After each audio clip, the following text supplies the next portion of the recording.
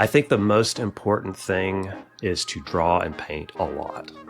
Do it as much and as often as you can. Achieving that look where it not only looks real, but also kind of feels real.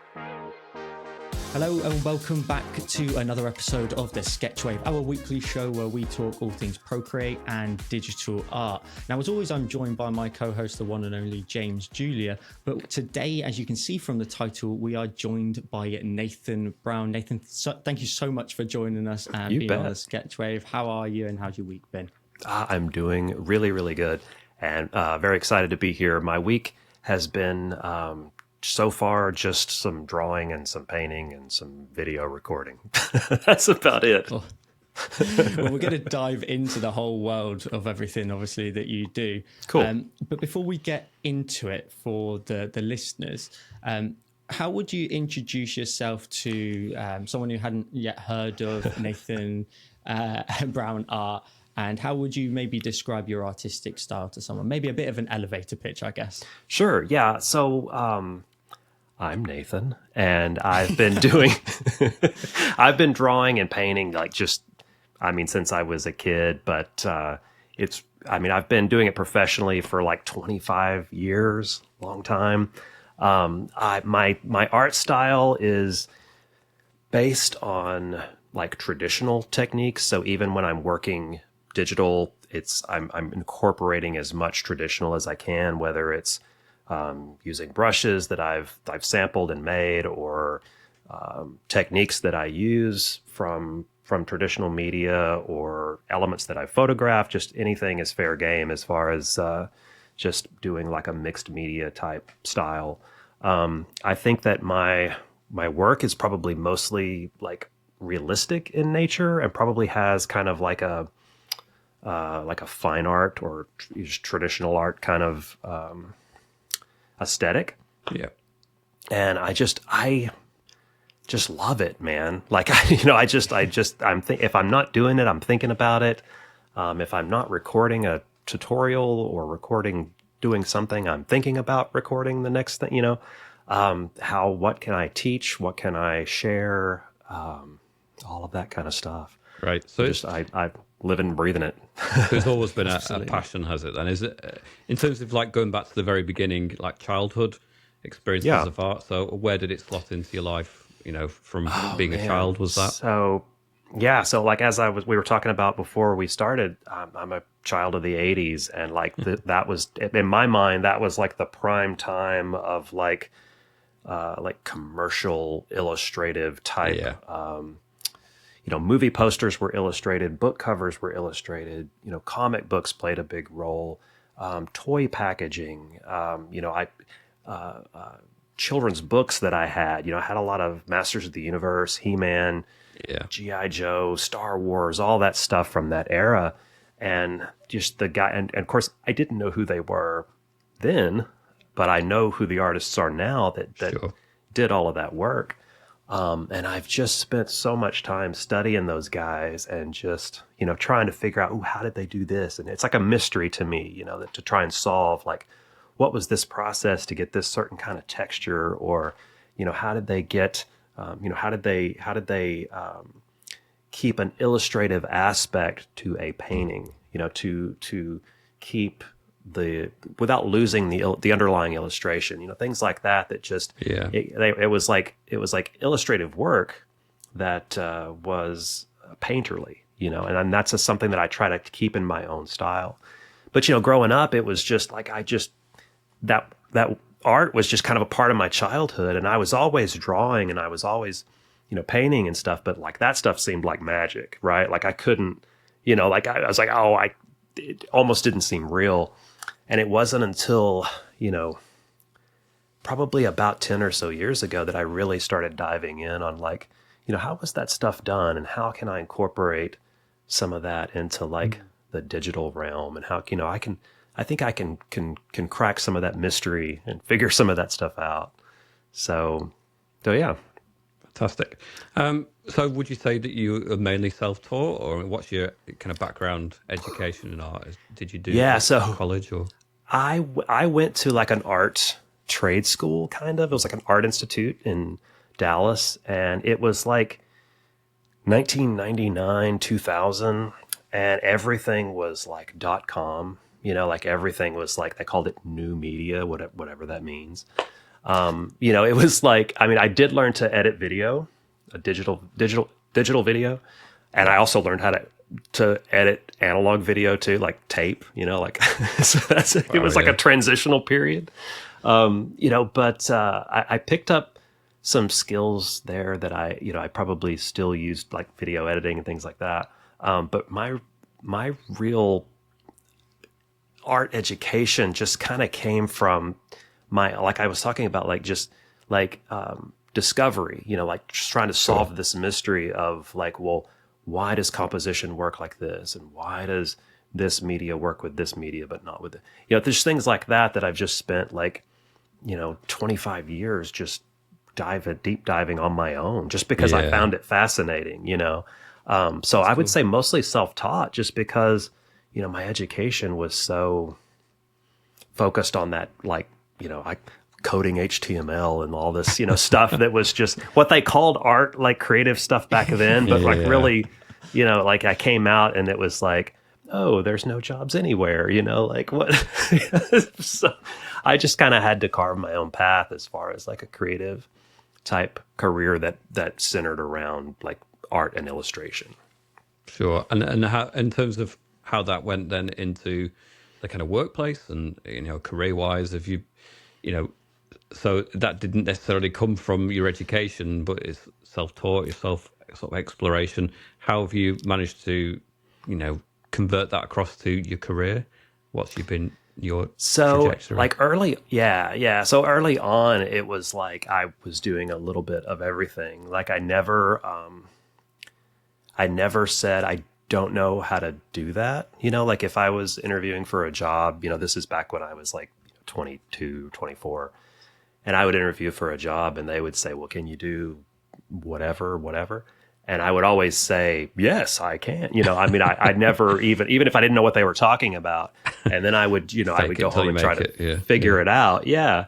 But it really, as far as like the past 10 years, focusing in on like teaching art and creating like digital resources and doing courses and tutorials and like really honing in on my own style and what I really enjoy about art, really came into play because I started to, I was doing a lot of fly fishing at the time, and I had this inkling, this want to want to do traditional artwork again, and watercolor seemed like the easiest thing to pick back up.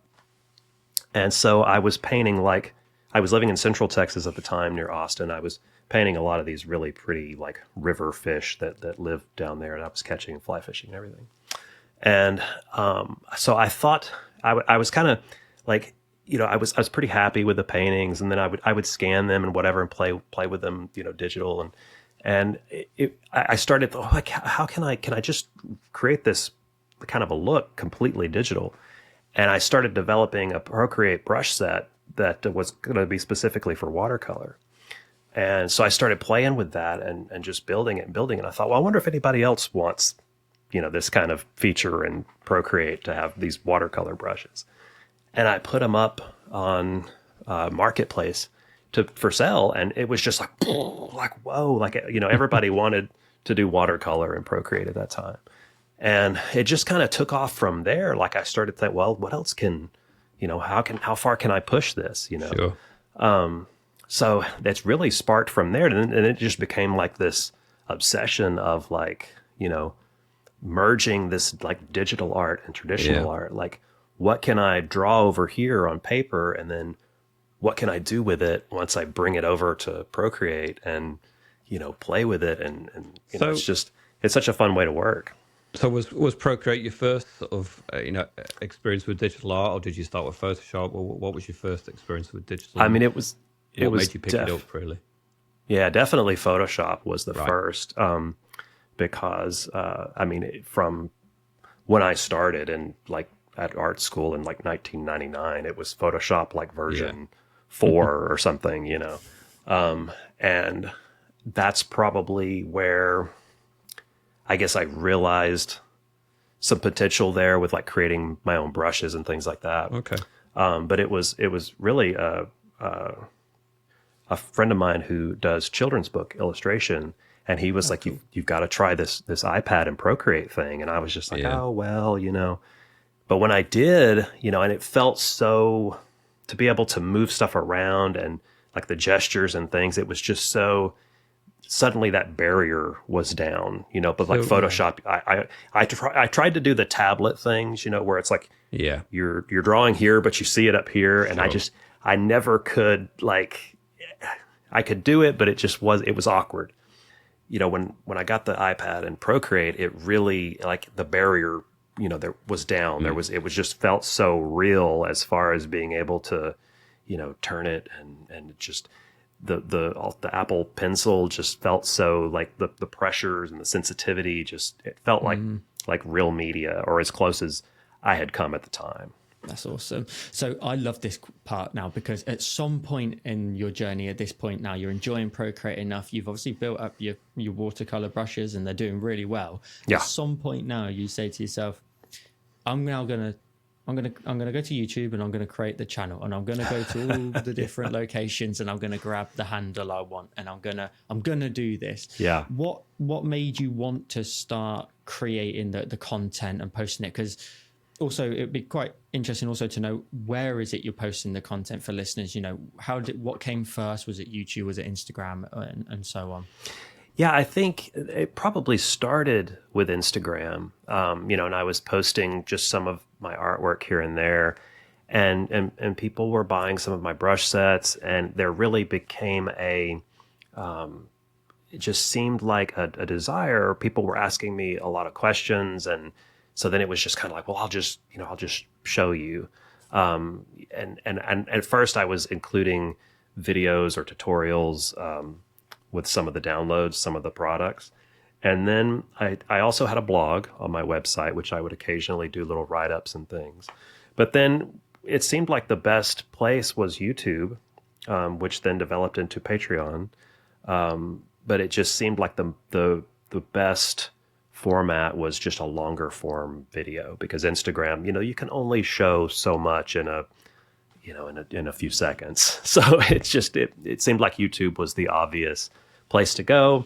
And then having like a community, more like community driven stuff on Patreon is really fun, because it seems like there's a little bit more of a we're coming and hanging out kind of feel, like we're going to share some of this process together and learn from one another. And that's a lot of fun to me, because, I live in a small town, and there's not like, I'm not going up to the coffee shop and joining a bunch of artists and drawing, so it's just kind of fun to have, connections and common interests with some folks on Patreon.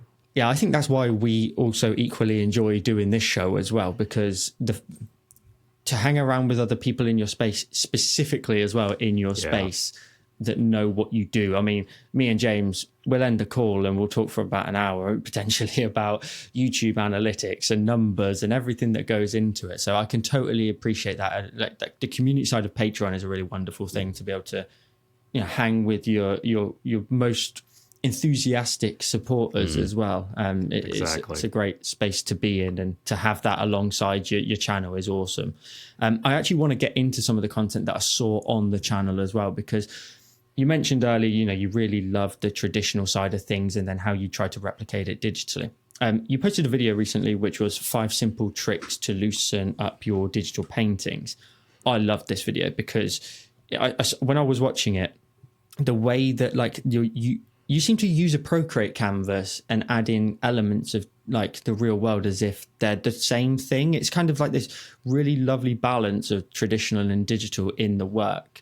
You keep it quite loose, and you spoke about sort of adding in elements of what you refer to as chaos, which I love. It's like the paint splatters and the water color that's just splattering a little bit beyond the sort of subject outline to a degree. Is that something, I kind of know the answer because you've already kind of explained it, but is that something you like to mainly do with the content, is, try and work those two worlds together and show users on YouTube and Patreon of how, if you want to do that, you can do it yourself with, such means? Yeah, definitely. I think that again, capturing that real world, real media aesthetic in a digital platform is just, it's always what I'm striving to do. Those textures that you mentioned was actually a product that I developed called the Ultimate Canvas Creator that's got all these different like layered textures that work together, and you can paint on layers underneath them, and it just applies all of this realistic looking texture, whether it's paper and canvas and maybe some additional paint splatters and textures. But just achieving that look where it not only looks real, but also kind of feels real is always something that I'm after. And then of course, doing those like splatters and things that go beyond the outline of the drawing is just something I like to do. Like, it's just a style that I think I developed, and it really came from when I started working.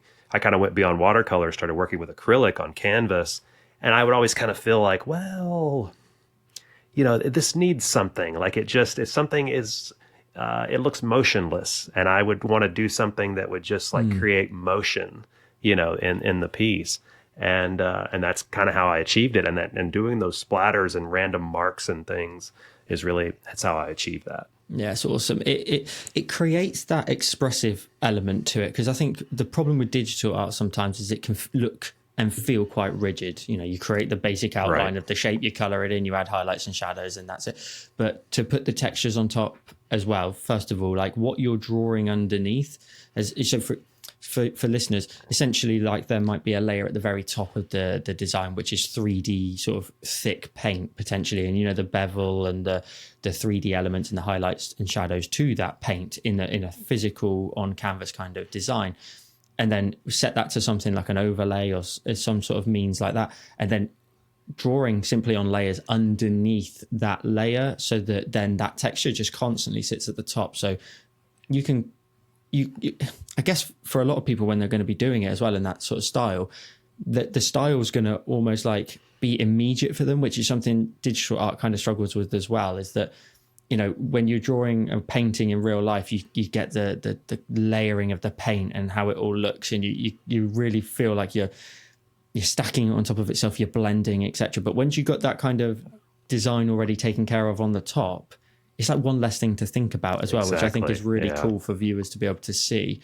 And you mentioned there that you utilize, a lot of the content that you've already built.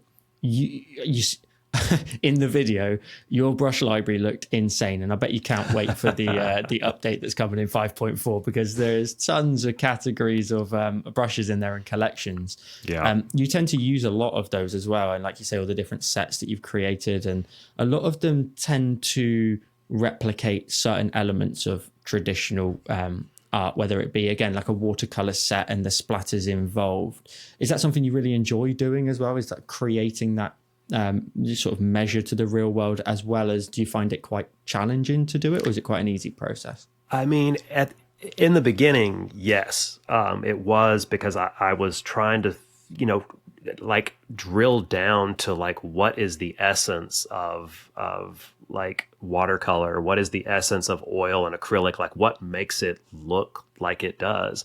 And trying to like capture that and then bring it over into a digital brush. At first, I took when I was doing put together the Ultimate Brush Toolbox, which is a collection of a bunch of different media. It took me like 6 months to do that, just because it was like I was like in the lab, trying to cook up all these different combinations to make stuff look and feel as real as I possibly could. And it's fun, it's just kind of a labor of love thing. It's just seeing, experimenting and seeing what's gonna do what, and what's gonna work and what isn't gonna work. I love it. It's another way to just, so much of art to me is, what would happen if, I'm always painting, drawing, and saying, well, what would happen if I did this? What would happen if I did that? Just to see. And then sometimes it works, sometimes it doesn't. But it's always a question of just experimenting and having fun and seeing what works. So in terms of like your traditional work, and you've explained that you started with kind of watercolor kind of mediums initially. Do you find that you're as expressive with the traditional mediums as you are now with the digital format? Do you come from a Absolutely. place of being really experimental to begin with? Yeah. Yeah, absolutely. And it's probably even easier to do with traditional because you can, like with watercolor or acrylic, something that's water based. I mean, you can just thin the paint down, put it in, let it do its thing, move it around a little bit, let it dry, see what it gave you to work with. And with digital, you kind of have to like force that situation to happen a little bit, and that's why I've created things Sure. like effects toolbox and things that just that like where it's like a large like stamp or effects that you build up one on top of the other because you're trying to create this look of randomness with digital, because it's not gonna just do it on its own like traditional would. So you kind of have to create those situations, and changing blend modes is a great example, because if you were to stack some watercolor washes on top of each other and then maybe change the blend mode on a few of them, you get this bit of randomness or sort of happy accident. It's like, oh, I can work with that. That's really cool. Whereas with traditional, it just sort of happens by the nature of traditional paints, right? So you're after the same thing, but you just kind of have to go about it in two different ways. So now you've got your kind of techniques and your approach in Procreate. Is it faster now in Procreate? I mean, I guess one of the things with traditional is that if something goes wrong, it's quite tricky to correct, isn't it? But with Yeah. digital, I mean, I guess you've got your brushes and your approaches and your kind of stamps and in your process. Does it kind of happen more quickly, and do you find it beneficial to be able to continuously work on it? Yeah, I mean, I think that with in Procreate, I mean, it's probably faster in the sense that you can take the iPad with you and you can work, on the couch, Yeah. But if you're working traditional, especially on a bigger piece, you've got to be like in front of the canvas, and it's a little bit more of a grind Yeah. in that sort of sense, where it's like, but I mean, it's easier to, I guess, work within the safety net of digital at times, if that's a way to put it, because you can try things, and then you can always undo it. You can always come back to what it was before. I try as much as I can to work on a single layer. If I like it, let's say I try something and it's on a new layer, and then I often will merge it down. It's like, okay, that's good. Just, and I call that, like, in my mind, I'm thinking to myself, well, that's letting the paint dry, right? Because it's permanent, like it's there. I'm merging it down, and then I'm gonna try something else on a new layer, maybe a second layer, and I'm happy with it. I'm gonna merge it down. With traditional media, I've tried to bring over that sort of same sense of some of the processes of digital, and I've found ways that I can recover in the same type of way with traditional medium that is as close as I can get to an undo. Things like, prepping the surface with gesso for acrylic or for watercolor. Because if I can recreate the surface, I can always essentially erase, right? So if there's a surface of white gesso and I put down acrylic, I can always paint back over it with white gesso to basically erase. It's not as fast, but it's essentially the same thing. So it's interesting because obviously you started with traditional and it's then translated into digital, but now with years and years of working digitally, how do you find that it kind of impacts your? I mean, you've just explained in one sense, but has it impacted the way that you work traditionally as well? So working in across two, traditional and digital, how's that kind of cross pollination of techniques and ideas worked? Has it changed your approach fundamentally, or even your style? Would you say in traditional now Yeah. with different approaches in digital? Yeah, definitely. Because I used to, at one point in time, I thought of them as two different things. It's like, well, here's traditional painting and here's Yeah. digital painting. And now it's like they're just the same thing to me. And I'm always looking for ways that I can, even just merge them even closer. I've done drawings in Procreate, and then maybe done a little bit of tone, and then printed that out, and then essentially laminated that onto illustration board with like clear gesso or clear matte medium, and painted it, right? Because illustration board is just layers of paper. So you're just adding another layer, but it's already got your drawing on it. Well, what's cool about that is you can print out 5 copies, and you can do 5 different traditional paintings based on your one drawing that you did digital. I mean, that's fantastic. That's great. Cool. And just trying to like planning out traditional painting in Procreate. You can do thumbnails so fast. You can do color comps and just kind of have a plan. You can experiment with color so that when you go to do the traditional painting, if you're working on this large canvas, well, you've already got kind of a plan. You don't have to say, well, that color didn't work, and try to get it out of there or cover it up, because you've already got kind of a plan of what's going to work based on your color comp. Yeah. So it's just, there's just so many different ways that they benefit each other. Do you still do much traditional work? Is it mainly digital these days, or do you still find enough time to get the traditional done as well? Finding the time is the big, because it does take a little bit more time.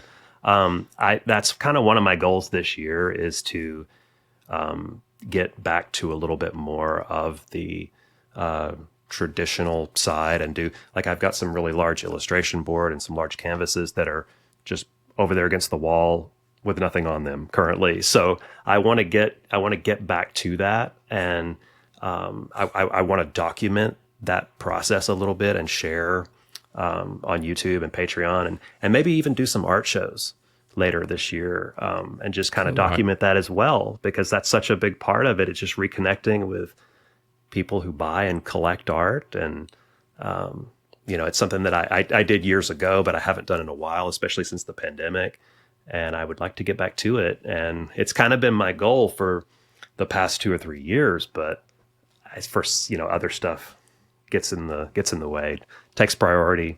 So I'm hoping to get back to some like traditional like poster art and stuff like that, with Star Wars and all this stuff that I love, Star Trek and things, because I'm a nerd at heart, and I would love to really get back to some nerdy art.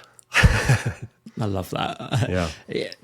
Embracing your inner nerd is the best thing you can do. I agree. Just enjoying what you love, and that's it. Just dive right in. Absolutely. One thing I wanted to just ask there, because I heard you say there, you've got some, some boards there that you want to draw on and paint on, etc. And then you always added this tag on to every single one at the end of, and document it.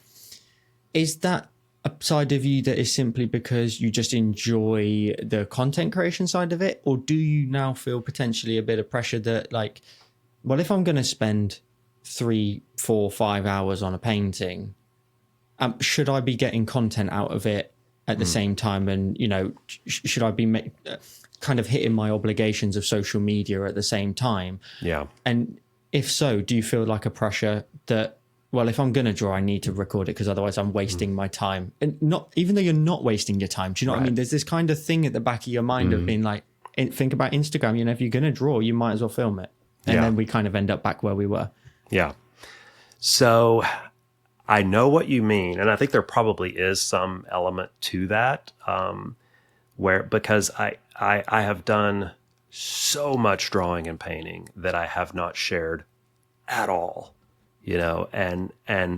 but part of me is like, with these guys that I've studied, all of those artists that I mentioned that were really prominent in the 70s and 80s, guys like Drew Struzan and Bob Peak and Earl Norem, and just these guys that I just absolutely idolize. To figure out some of the process that those guys were using, it was like I said, it was a mystery. It's like solving a mystery. And I often thought to myself, because some of these guys are gone, and to spend time with them, how huge that would be. And so, I could have spent probably a day with Bob Peak, and it might have knocked a year off of what I was trying to achieve. So I often think to myself, like, it's taken me like, years to accumulate some of this knowledge. So like if I were to share it, and I feel like it's like passing it on for anyone out there who might be interested in these traditional type techniques, like sharing it and just having like a way to like potentially knock that learning curve off of somebody else's work, to share it in a video. And I try to do my best to make it like you're just coming in and hanging out. I don't have like a flashy intro or like background music or something. I used to kind of try to do stuff like that, but it just never felt, it just didn't jive. And so I always try to make it like, hey, you're coming in and you're hanging out, and, we're going to do this thing and see if we can learn something, figure something out. And so that's my main motivation for doing this stuff, is, as far as the YouTube videos and the teaching, is just to try and make it, be this aha moment for somebody that, I've had before, but it's taken a long time to get there and figure that out. So I'm trying to facilitate that with less barrier. Absolutely. I think you nailed it there by explaining your videos. It's literally like, just come in to hang out, just chill out, and let's see what happens while we're drawing, kind of thing. I think that's why I really enjoy your videos so much, because there's no, and I mean this in the most respectful and positive way possible, there's no Mr. Beast style stuff going on. Okay, it's not crazy, it's not an edit, it's not a cut, it's not anything like that. It's just chill. And I love, even when you do cut between the camera angles, it's for purpose. It's not just for, no reason at all, and just carry on explaining what you're explaining. I really enjoyed it. Like I said, I watched, the one that stuck with me the most is the 5 simple tricks to loosen up your digital paintings, which I urge everybody to go and watch.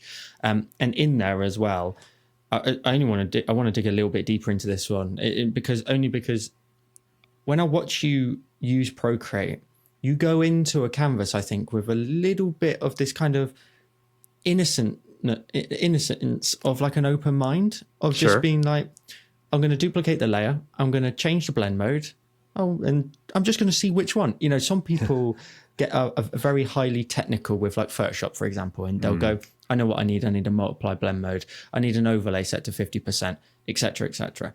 And they know, because of skills and understanding of how those blend modes work. But the way you go about it is, let's just see what happens. And let's just see what happens. Let's add a little bit of this. Let's drop a little bit of this. And then you merge the layers together, which I'm not that brave in Procreate a lot of the time. I will preserve the life out of my layers. But when I'm watching you, it's just like, oop, get rid of that. Anyway, let's now move to here. And I'm like, whoa, that's a permanent change. But that's the great thing about it. It's just like, cool, let's just see what happens. Yeah. And then you'll go to curves and color balance and change some hues. And I've got the image in front of me now of the retriever, and the way you sort of went about just changing the colors and just, again, seeing how it changed. It was really awesome to watch you just, like, again, in an innocent way, just saying, I'm having fun. Let's just roll with it and see where it goes. Do you feel like that's something you just naturally work like all the time? I think so. Because another thing that I did as a kid, I watched a lot of Bob Ross, and I had like his paint set, and I did an oil painting and watched him, and he just always seemed so like, just tototally chilled, like just totally like, whatever happens. If it's a mistake, oh, well, it'll be okay.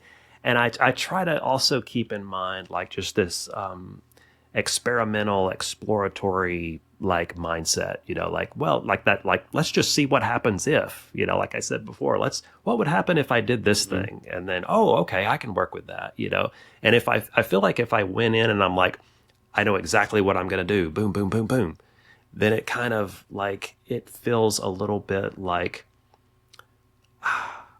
you're just watching me do a thing, and I'm not, like, you're not coming away with maybe something new to try, because you saw me try it, and then maybe that ignites some kind of spark of experimentation in someone. Like they're like, oh, I saw Nathan just try this thing and it worked, and maybe that didn't work, but maybe this will, because that's such a big part of it, is just experimenting to see what would happen or what will happen.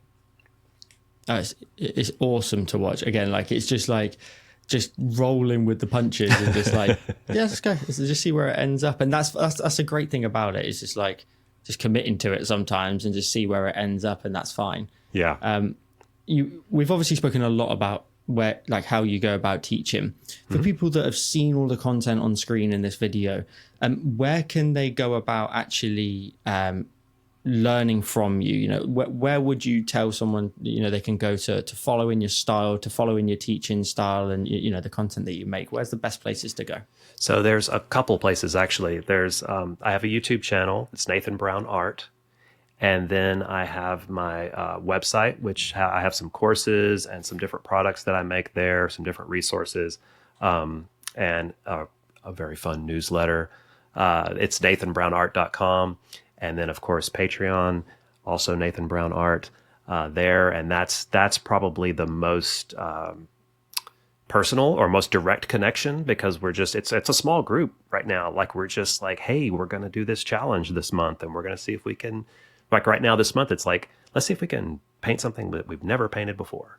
Like, that's it. Just pick something. So first thing that comes to mind, I've never painted XYZ, and then just try it, and then we share it with each other in the community. And it's like, hey, then there's usually, I try to encourage everyone to like tell your story with it, like, well, tell us what you were thinking, don't just show us the work and tell us the story behind it. And that's always really fun to me, because there's always a story. Like I did this because of, something that I saw, and it's just fun to see what people create and what their thought process was behind it. So those are my places. Yeah, and they'll all be linked in the description down below anyway, so everybody will be able to find all of those. So you, for example, you said about you just started the Patreon. Do you have any plans for it? And in general, what sort of plans do you have for like 2025? I know we're right at the beginning of the year. Yeah. It sounds like one of those questions you should ask at the end of the previous year. But in terms of this whole year, like what kind of things do you want to try and achieve and like grow and, change with the content potentially? Yeah. So in Patreon, like I try to do like short-term stuff and then like long-term stuff. So like, maybe we're going to do this one-off thing and maybe a shorter video tutorial, but then I've also launched a couple of like series. So this is going to be part 1 in a series of videos. So like right now we started like just let's get better at drawing. And it's just this is my approach to drawing, because what I like find just so incredibly boring is the standard, like you pick up a drawing book and it's like, draw a sphere and draw a cube, and it's just like that's not how I learned how to draw, and so I'm trying to take a different approach. Rigid, isn't it? Yeah, it's quite rigid, and I'm trying to take a different approach and do a series, because that's not something you can do overnight. So I figured a series would be great, and like a finding your own style series, because I've had a lot of people come to me and they're struggling with finding their own art style. And I think that there is a process to that is maybe not what you think. So I'm putting together a series, because that's not something you could do overnight. So I figured a series of videos would be great. And then, of course, just my own personal goal this year is to, create some more traditional pieces and then document the process of, well, let's get some prints made. I discovered there's a gallery in the town over just a few miles away. Well, let's see about maybe getting in there. Let's see about, maybe doing some art shows or something. And what was it like? What was the outcome? What was it like getting approved? Things like that. And just sharing that as just part of my own personal art goals. And in Patreon, I encouraged everyone else to share what's your art goals, and let's kind of push each other to see if we can, achieve, because there's nothing better than like saying what your goals are out loud to people. And then you feel like you have to do it because you've said it out loud and people know about it. So you can't put it off at that point. So we have 2 questions, and it kind of ties nicely into one of the sections you just mentioned. I've got 2 questions we ask all of the guests that come onto the show. First one is regarding advice. What advice would you give to an aspiring digital artist just starting their journey? What would be the speech that you would give them, the encouragement that they'd need? Yeah. Oh man, so many things. I think the most important thing is to draw and paint a lot. Do it as much and as often as you can. And don't be bogged down by that style thing, because I just see that so much. People are worried about their own art style. It's like worried about like running a marathon and you just took your first step yesterday. It's like don't worry about that. Just draw and paint and notice the things that you like. Oh, I really like to draw faces. I really like to draw cats. But you don't know those things until you draw a bunch of things, right? So that would be my advice, is to just spend time with it. Get to know the pencil, or the real pencil or the Apple Pencil, either one. Just spend time with it, get to know it, and just don't worry about it. Don't stress yourself out. Like if you get stressed out about not getting good enough fast enough, don't do that. Just spend time with it and enjoy it, because that's what it's for. That's awesome. And then we have to cue the dramatic music at this point, because the most important question, to a degree, is if Procreate said to you, you could only use one brush now in Procreate and you have to select which one it is, what brush would it be and why? That's actually really easy for me to answer, because I know exactly what it would be. I created a set called Nate's Sketch Kit. And you get this set of 5 or 6 like sketching and drawing brushes when you sign up for my newsletter. And the pencil in that kit is my absolute favorite pencil. Like I use that for every single painting I use that pencil. I use it to do the initial sketch. I use it to add detail. If I want to sharpen some details in a finished painting. I'll use it to shade. It's just wonderfully like realistic in its pencil-y nature. I don't know. It's just really a great brush, and it's part of that kit, and you get it for free when you sign up for the newsletter, and everyone can enjoy it as much as I do. Awesome. That's amazing. I'll leave a link to that as well in the description down below, so everybody can grab that brush. It's really interesting how many guests we get on and they don't select a default brush. It's almost like you've worked out what it is you want to achieve and then gone, I need a brush for purpose, and then that's it. You've solved the purpose and that's all you use all the time. It's really interesting to see. I think I personally tend to deal with, and I think James too, a lot of the default brushes, just for audience sake. It's a bit easier sometimes to do our tutorials, and you don't need it's not an extra step to add in. So I think I tend to really dig into those ones, but it's so interesting again, like to see built for purpose brushes that are just for each individual artist's style. It's awesome to see. Nathan, thank you so much, mate, for joining us on the Sketch Wave. It's been an awesome conversation, and really awesome to dive into your style and the content as well. It's been brilliant. Again, we'll leave links to all of your content in the description down below, so everybody can go ahead and check out your YouTube channel. Please, guys, go ahead and check out the YouTube channel, subscribe, check out the Patreon as well. There'll be links to everything in the description down below. If you want to support our channel, you can go ahead and subscribe to the Sketch Wave, but you can also become a member of the channel if you want to get early access to these shows, as well as a loyalty badge beside your name. You can check out the join button in the description. Nathan, thank you again for joining us, and we'll have you on again in the future and see where we are in a year from now and where the content is. Awesome. I appreciate it, guys. Thanks so much.